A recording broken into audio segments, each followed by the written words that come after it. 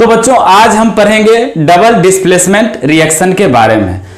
तो double displacement reaction क्या होता है? Those reaction in which two different atoms और group of atoms are exchanged are known as double displacement reaction.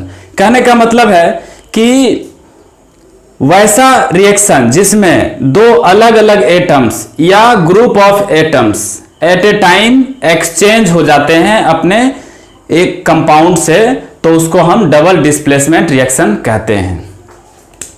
तो इसको नोट डाउन करते हैं। तो बच्चों ये reaction this reaction generally occurs between two ionic compounds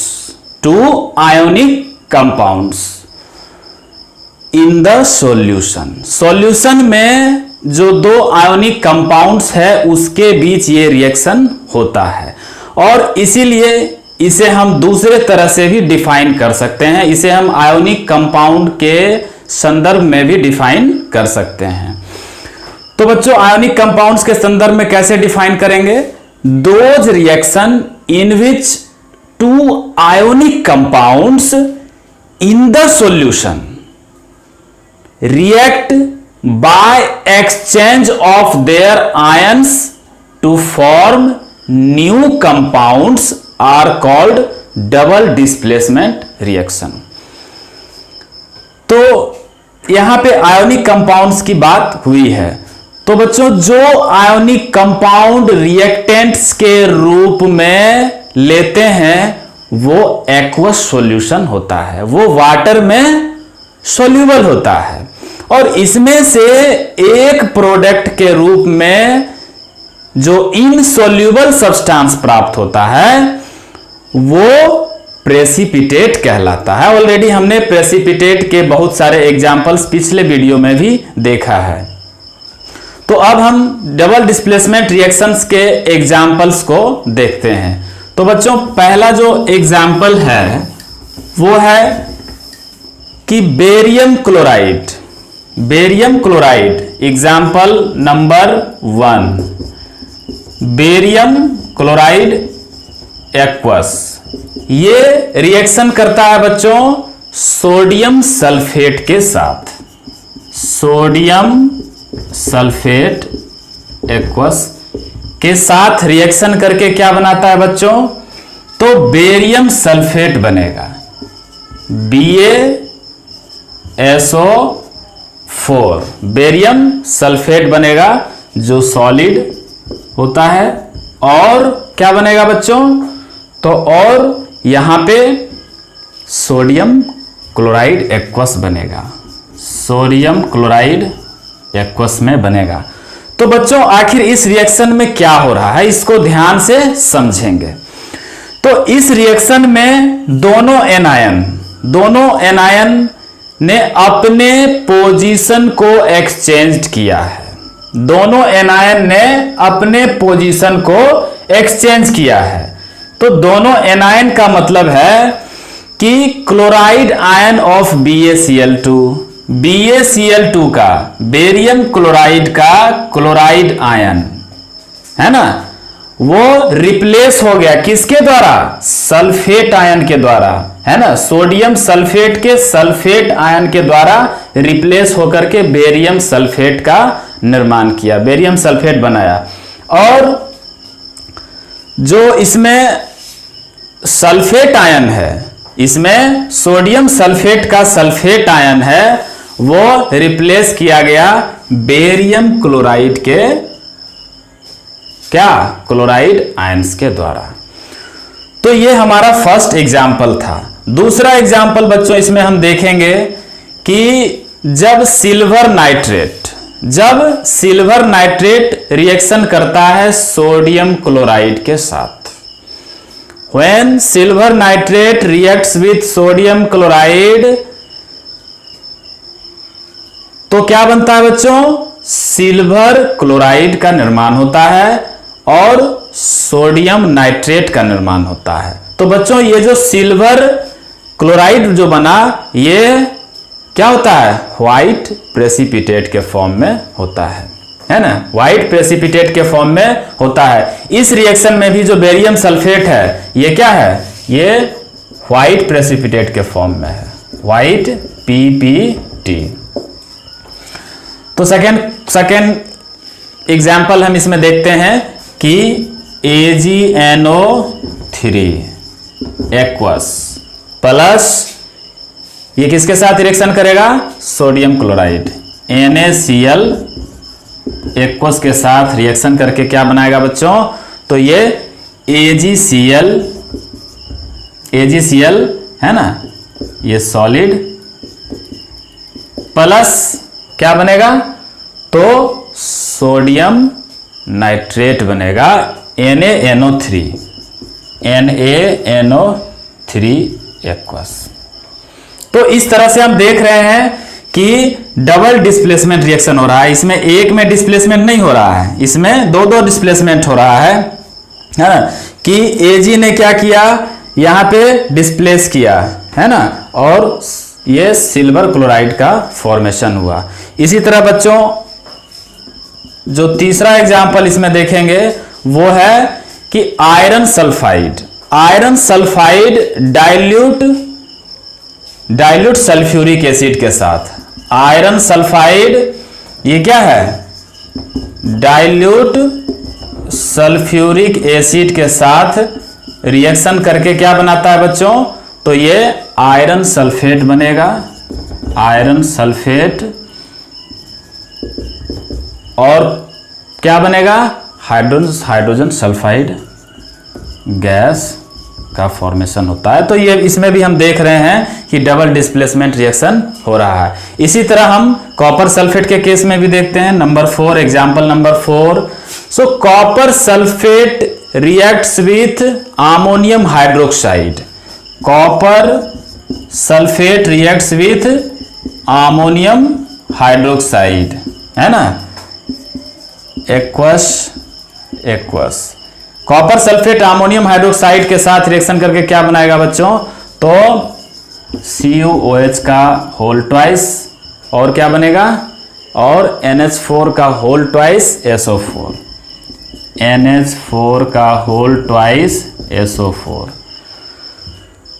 copper sulphate reaction करता है किसके साथ, अमोनियम हाइड्रोक्साइड के साथ, क्या बनता है बच्चों, तो यहां कॉपर हाइड्रोक्साइड बनता है, और ये ब्लूइश व्हाइट PPT होता है, ये ब्लूइश व्हाइट PPT का फॉर्मेशन करता है और अमोनियम सल्फेट का निर्माण करता है। बच्चों इसमें फिफ्थ जो एग्जाम्पल हम देखेंगे, जो फिफ्थ एग्जाम्पल है वो क्या है कि कॉपर सल्फेट हाइड्रोजन सल्फाइड के साथ रिएक्शन करेगा, कॉपर सल्फेट हाइड्रोजन सल्फाइड के साथ रिएक्शन करके क्या बनाएगा बच्चों, तो कॉपर सल्फाइड बनाएगा, है ना, कॉपर सल्फाइड का निर्माण करेगा ये PPT, और प्लस क्या बनेगा बच्चों, तो प्लस H2SO4 एक्वस बनेगा। तो ये सारे एग्जाम्पल में हम देख पा रहे हैं कि किस तरह से डबल डिस्प्लेसमेंट रिएक्शन हो रहा है ना। और एक और एग्जाम्पल हम देख लेते हैं, जो 6th नंबर एग्जाम्पल है वो है बच्चों कि एल्युमिनियम क्लोराइड का फॉर्मूला आप लोग जानते हैं, AlCl3। एल्युमिनियम क्लोराइड रिएक्शन करता है किसके साथ, तो अमोनियम हाइड्रोक्साइड के साथ रिएक्शन करता है, NH4OH। इसके साथ रिएक्शन करके क्या बनाता है बच्चों, तो एल्युमिनियम AlOH का होल थ्राइस, ये अल्मोनियम हाइड्रोक्साइड होता है व्हाइट PPT के फॉर्म में, ये व्हाइट PPT के फॉर्म में होता है, और प्लस क्या बनता है, तो NH4Cl बनता है। तो इस तरह से चूंकि हम कोई भी इक्वेशन इसमें बैलेंस नहीं कर रहे हैं, है ना, इसको आप बैलेंस भी कर सकते हैं। 5th वन क्या है, precipitation reaction.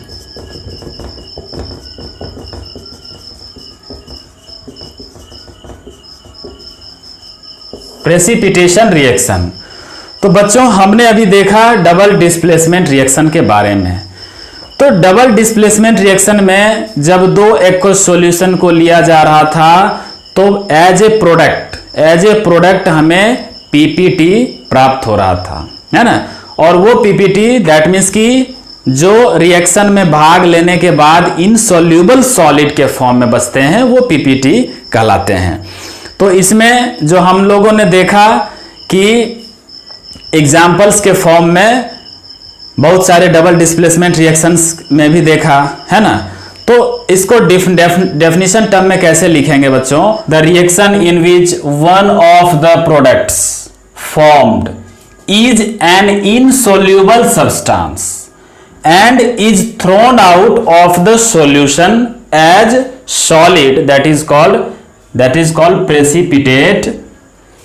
So it is called precipitation reaction. तो जब दो एक्वस सॉल्यूशन को रिएक्शन करवाया जाता है तो उसमें एज ए प्रोडक्ट जो इनसॉल्यूबल सॉलिड सब्सटेंस प्राप्त होते हैं उस रिएक्शन को हम प्रेसिपिटेशन रिएक्शन कहते हैं। इसके एग्जाम्पल देखते हैं कि जब लीड नाइट्रेट रिएक्शन करता है किसके साथ? तो पोटेशियम आयोडाइड के साथ लीड आयोडाइड बनता है और प्लस पोटेशियम नाइट्रेट का फॉर्मेशन होता है। तो जो लीड आयोडाइड है ये येलो पीपीटी के फॉर्म में होता है।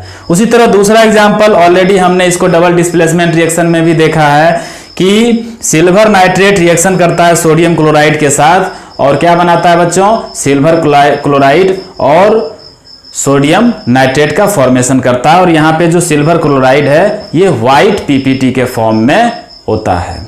सिक्स्थ जो टाइप है केमिकल रिएक्शंस का वो है न्यूट्रलाइजेशन रिएक्शन। तो बच्चों न्यूट्रलाइजेशन रिएक्शन कहते किसको हैं?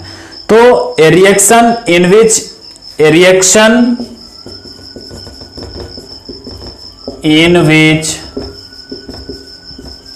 N acid reacts with a base or alkali. Alkali जानते हैं बच्चों, वाटर सोल्यूबल बेस को हम लोग अल्कली कहते हैं। Alkali to form salt and water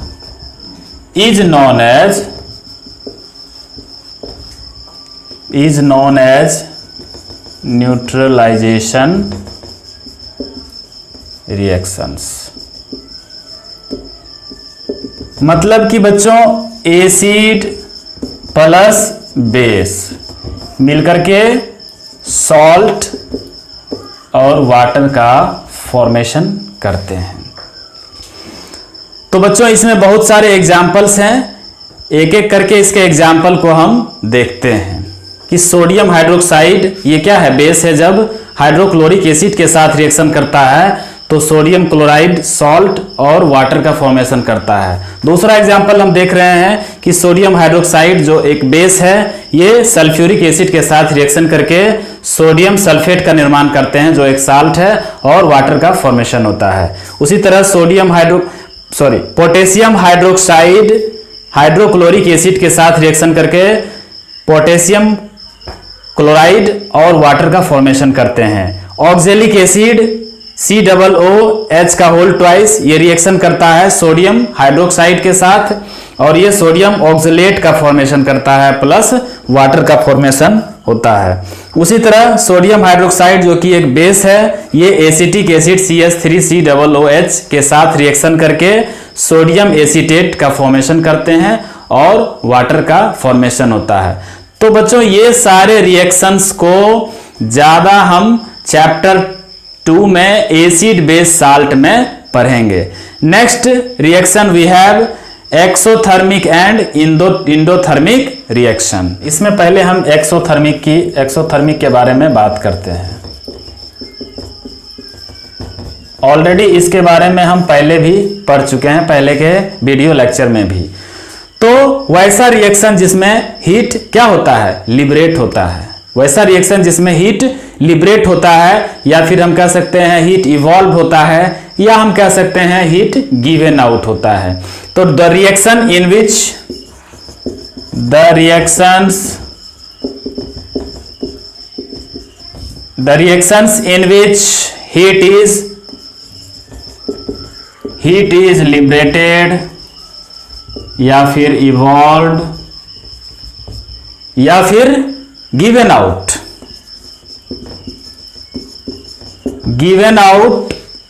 are known as exothermic reactions। Already बहुत सारे एग्जाम्पल्स इसका हमने देखा है। तो जितने भी कंबसन रिएक्शंस हैं, है ना, all the combustion reaction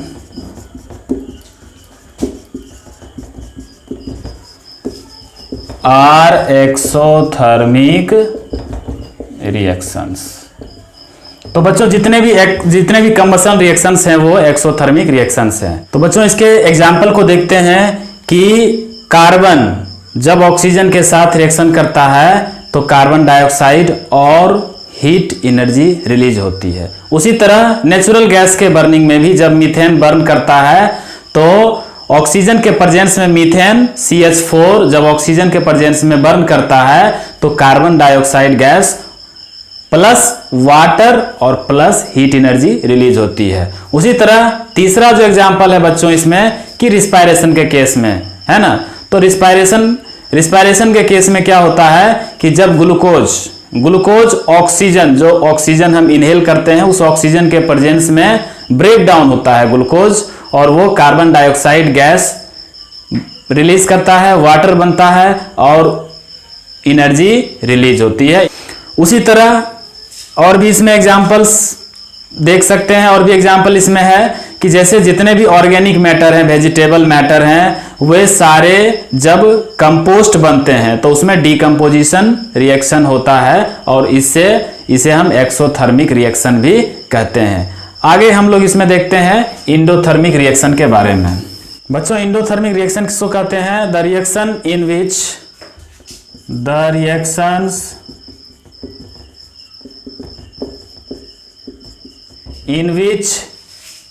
heat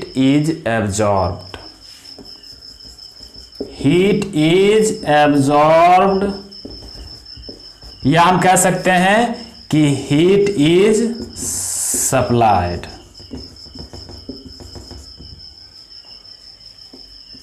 to the reaction are known as endothermic reactions.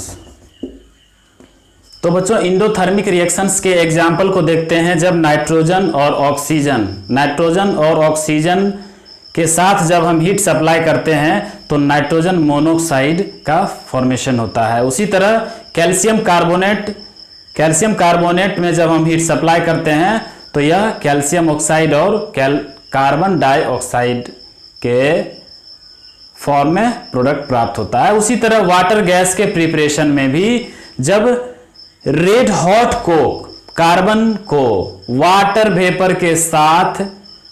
Vapour उस पे जब डालते हैं, है ना, और हीट प्रोवाइड करते हैं तो क्या होता है बच्चों? CO प्लस H2 गैस, जिसको हम वाटर गैस कहते हैं, कार्बन मोनोऑक्साइड प्लस हाइड्रोजन, ये वाटर गैस प्राप्त होता है। तो बच्चों ये हमारा इंडोथर्मिक रिएक्शन के बारे में था। तो बच्चों अगले वीडियो में हम पढ़ेंगे ऑक्सीडेशन रिडक्शन रिएक्शंस के बारे में। Thank you.